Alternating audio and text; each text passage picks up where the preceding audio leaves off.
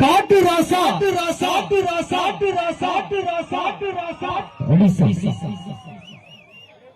திருப்பி அடிப்பான்டா சத்திரிய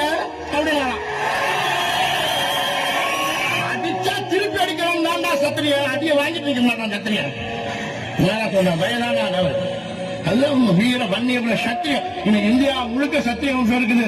அந்த சத்திய வம்சத்துக்கு தலைமை சத்திரியனே வீர வன்னிய சத்தியம் தான். அக்னியில பிறந்தலாம் எங்களை அடக்கணும் பொண்ணு குடிக்கணும் பார்த்தா யாருன்னா ஒரு என்னோட